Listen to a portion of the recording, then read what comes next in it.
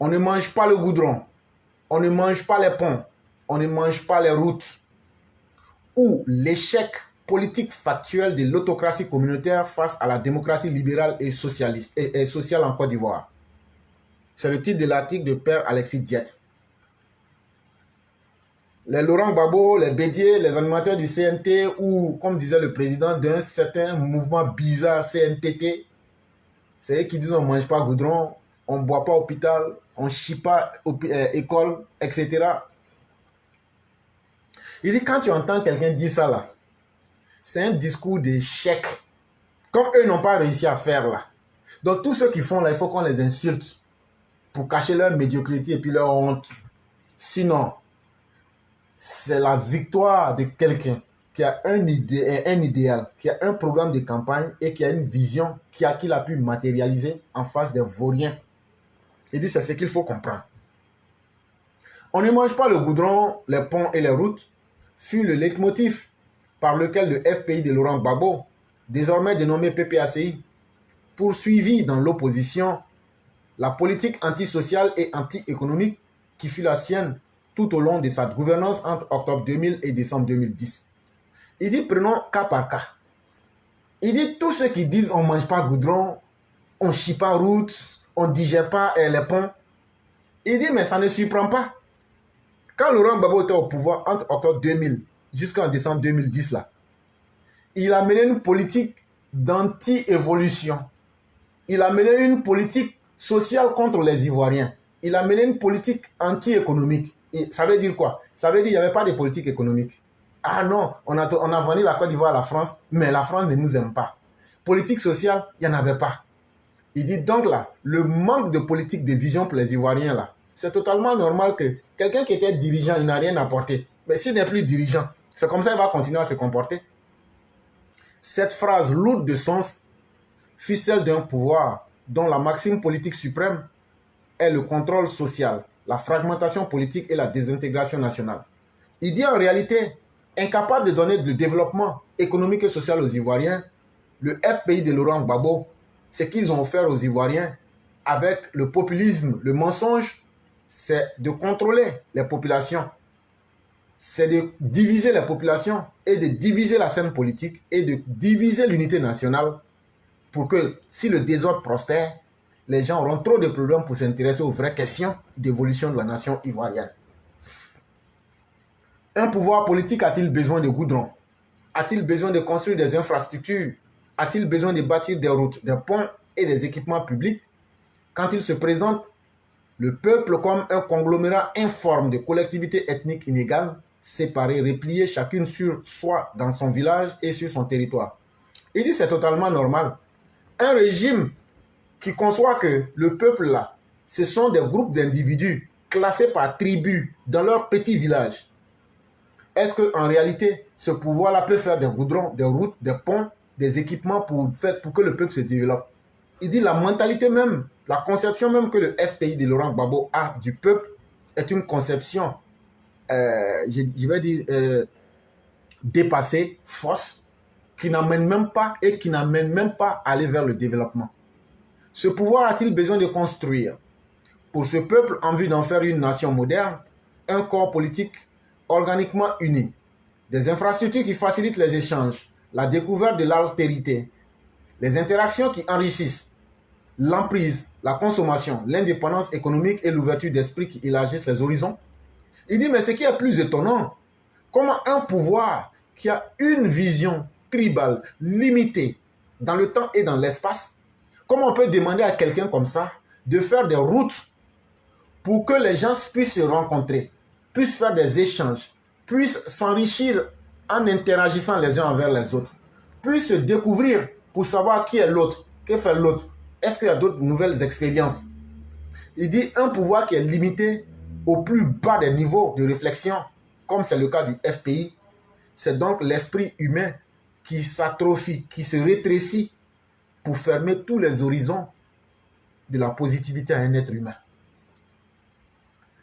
A-t-il besoin de rassembler le peuple dans une société civile organisée et consciente d'elle-même afin de se définir en face de ce peuple comme un pouvoir politique socialement représentatif quand il ne se préoccupe que de le diviser intérieurement, de le dominer, de le maintenir dans l'autonomisation sociale, dans l'indigence spirituelle et culturelle, pour le soumettre à son arbitraire et à l'utiliser à sa guise comme source manipulable. Il dit, mais allons encore plus loin.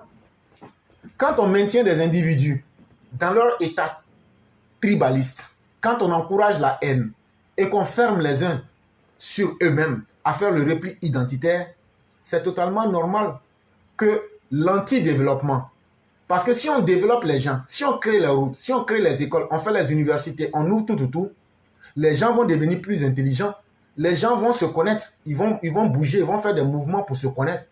Et donc, il était totalement normal que le PPACI-FPI continue sa politique d'anti-développement, que le PPACI ne développe pas la Côte d'Ivoire et fasse de l'anti-développement un modèle pour que lui puisse maintenir les populations dans leur village, dans leur tribu, et bien les manipuler. Parce que là, ils seront coupés du monde extérieur. Et c'est facile d'aller les manipuler quand il n'y a pas de route, quand il n'y a pas d'hôpitaux, quand il n'y a pas d'université ou d'école.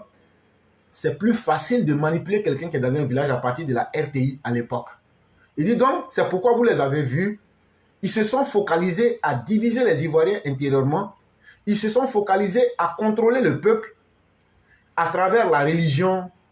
Et vous avez vu, c'est Simone qui jouait ce rôle-là avec chaque fois des prophéties. L'Éternel des anges, l'Éternel des armées va descendre. Il y aura une pluie de lait sur la Côte d'Ivoire. Il y a eu cœur. C'est le cœur de Jésus qui était là comme ça. Après encore, il y a une vierge qu'on a vue dans le ciel. Il y avait la carte de Côte d'Ivoire dans le ciel. Et tout ça là, c'était une prison spirituelle et culturelle pour maintenir le peuple dans l'arbitraire, dans l'injustice.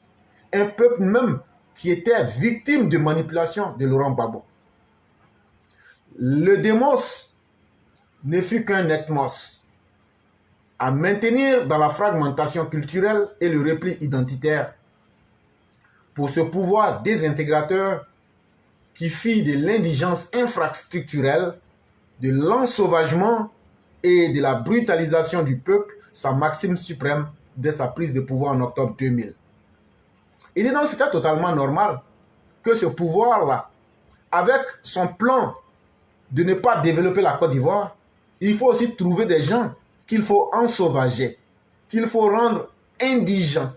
Ils auront besoin de toutes les infrastructures. Il n'y a rien qui est fait. S'il y a quelque chose qui est fait là, c'est là que tu peux dire qu'il n'y a pas beaucoup qui a été fait. Mais s'il n'y a rien qui est fait là, toi-même là, tu seras préoccupé même à te dire vraiment, à désespérer davantage. Et tu tombes dans une indigence infrastructurelle et donc dans un appauvrissement physique, moral et économique.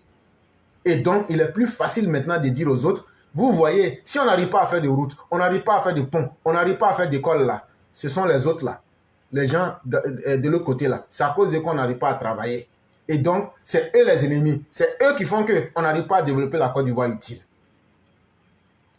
Sa dénomination comme Parti des peuples africains et ivoiriens en 2022 ancre ce réductionnisme ethniciste marqué par la promotion du village et du terroir au rang de la source de nationalité contre le principe républicain et démocratique de citoyenneté. Il dit même en 2022, quand vous prenez leur soi-disant Parti des peuples africains section Côte d'Ivoire, il dit, ils font du réductionnisme ethniciste. Ça veut dire, en réalité, là, allez prendre l'organigramme du PPACI. Allez prendre l'organigramme du PPACI et puis regardez, il y a combien de gens du Nord dedans. Parce que les gens tournent à côté. Il y a combien d'Akans dedans? Il y a combien de populations de l'Est de la Côte d'Ivoire? Il y a combien de personnes du Sud dedans? À 99%, ce sont les gens de l'Ouest. Mais ce n'est pas fait exprès. Parce que pour eux, la source de la nationalité, là, c'est d'abord l'ethnie de la personne. Et donc, au nom de cette vision surannée et honteuse, on veut donc tuer l'idée républicaine de démocratie et de citoyenneté pour faire la prévalence, la dominance de l'ethnicité et donc du tribalisme. Et ce parti-là même aujourd'hui est exactement à l'image de ce qu'il dit. Il se proclamerait des peuples africains Mais en Côte d'Ivoire, ils sont incapables même d'inclure les autres composants de la société dans leur propre parti politique. Et donc, c'est encore du gros mensonge. Que la Côte d'Ivoire, sous la régence de ce gouvernement de villagisation, ait été ravalée au statut de peu enviable, de désert infrastructurel, de corps politique intérieurement divisé et clivé, habité par une population affamée, souffreteuse, de visage baissé sur le sol et qui ne pensait plus qu'à se remplir le ventre, fut la conséquence matérielle fatale d'un programme anti-politique d'autonomisation, de fragmentation sociale, d'indigence collective et de promotion de l'ignorance. Il dit donc c'est totalement évident que sous le règne de Laurent Gbagbo, au lieu de faire la promotion d'un pays, on faisait plutôt la promotion des villages. Pour pouvoir conduire les gens, vous le savez, quand on dit un villageois, c'est quelqu'un qui est peu développé. Et donc, il fallait plutôt encourager la villagisation. Et il fallait donc diviser les Ivoiriens. Il fallait affamer les Ivoiriens. Rendre les Ivoiriens plus misérables qu'ils l'étaient au temps du président Félix Houphouët-Boigny. Et donc, quand ils auront faim là, ils n'auront pas le temps de réfléchir. Et donc, ils ne seront pas autonomes. Et donc, quelqu'un qui a faim là, si tu lui dis que c'est l'autre son ennemi, tu peux le manipuler et puis arriver à tes fins. Mais surtout, tu arrives à maintenir la personne dans l'ignorance et pouvoir l'utiliser comme un objet. A contrario, son adversaire, l'actuel gouvernement RHDP, s'était défini au commencement et continue de se définir par les infrastructures, par le goudron, par les routes, par les équipements publics et les institutions. Parce que sa conception du peuple transcende celle du peuple comme ethnos.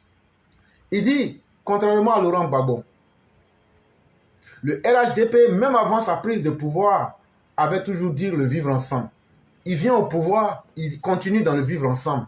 Mais dans ce vivre ensemble-là, comment tu peux mettre des gens ensemble si tu ne crées pas des routes pour qu'ils puissent communiquer entre eux? Comment tu peux mettre des gens ensemble si tu ne crées pas l'école pour que les gens puissent apprendre, pour savoir que d'autres peuples existent, il y a d'autres différences à voir? Comment tu peux mettre les gens ensemble si tu ne construis pas des hôpitaux pour les maintenir en vie? Il dit donc, contrairement au régime mortifère de Laurent Gbagbo, le régime RHDP sous la dirigeance du président Ouattara dit, pour nous le peuple, c'est les 60 ethnies de la Côte d'Ivoire et non une ethnie. Et ces ethnies-là, on va faire des routes pour qu'elles puissent voyager pour se connaître. On va construire des écoles pour que dans les livres, même chez toi à la maison, on puisse savoir qui est Gagou, qui est Gouro, qui est Bété, qui est Djoula, qui est Wobé, qui est Avikam, qui est ceci, qui est cela, qui est Agni, qui est Baoulé, qui est ça, qui est Senufo, qui est Lobi, qui est Koulango, qui est Malinké, etc. Qui est Oué, qui est Guéré, qui est Wobé, qui est Dan, qui est Yakuba, qui est ceci, qui est cela. Quand les gens vont se connaître là, ça va briser les mythes qui sont entre eux. On va construire des hôpitaux pour que les gens puissent rester en vie parce que la vie vaut mieux que la mort, que Laurent Gbagbo prêchait. On va construire des écoles pour que les gens quittent dans l'ignorance que Laurent Gbagbo avait fait mettre dans le pays pendant plus de 10 ans. Et cette conception-là, c'est une conception démocratique. Le peuple comme démos. C'est à partir du peuple que vient la démocratie et non pas comme ethnos. Est une diversité des catégories culturelles, socio-professionnelles dont il faut faciliter les interactions et les échanges. Donc pour le régime du RHDP, le peuple là, c'est le peuple qui est la source de la démocratie. Et quand on parle de démocratie là, ce n'est pas une personne, ce n'est pas un village, c'est l'ensemble du peuple. La décision qu'elle va prendre en tant que peuple là, diversité là, c'est mieux. Ça peut être diversité culturelle, ça peut être diversité socio-professionnelle. Mais toujours est-il que c'est l'ensemble, la majorité de la population qui prend une décision. Cela est plus facile et cela est plus commode à la démocratie. Et cela facilite les interactions. Et c'est ce que le RHDP fait pour aider les échanges. Les infrastructures, en leur dimension institutionnelle et matérielle, les ponts, les routes et les équipements publics incarnent dans un pays la mise en œuvre d'une politique de construction sociale et d'intégration nationale. Il dit, mais laissons tous ces détails qu'on a donnés. Il dit, si on prend la route, le pont, les universités là, il dit, leur simple présence là, c'est déjà un élément qui amène les Ivoiriens à se mettre ensemble. C'est des facteurs intégrateurs. C'est des facteurs d'intégration nationale. Aujourd'hui, qui n'est pas fier du 5e pont? Qui n'est pas fier de montrer les images de la Côte d'Ivoire?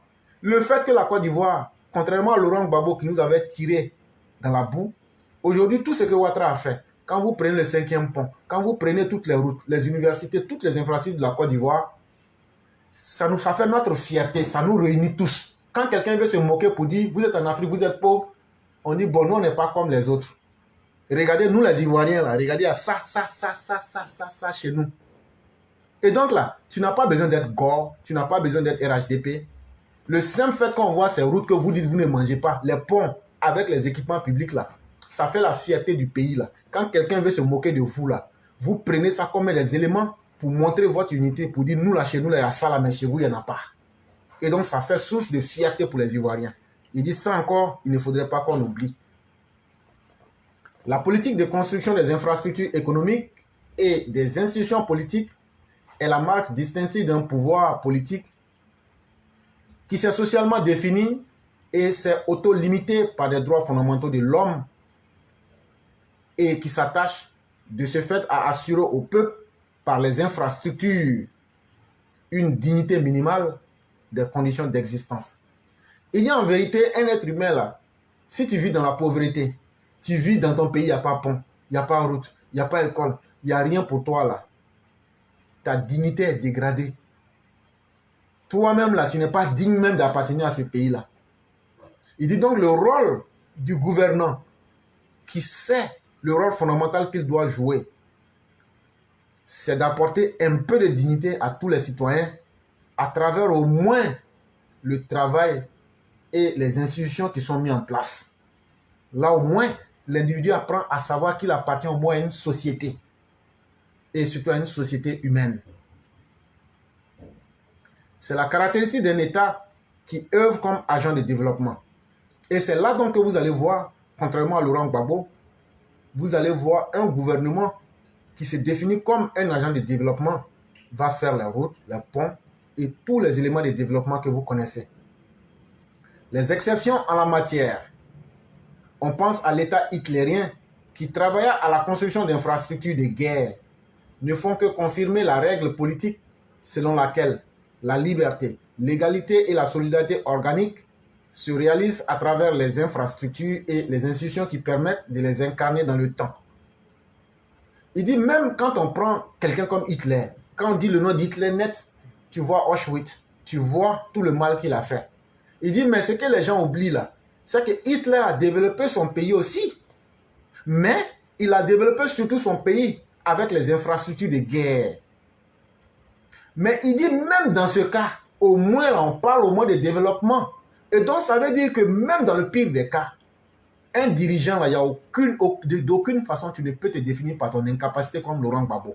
Même si c'est des équipements de guerre là, ça va redonner d'une certaine façon une certaine dignité à ton peuple parce qu'ils vont se sentir soudés autour d'un élément de développement.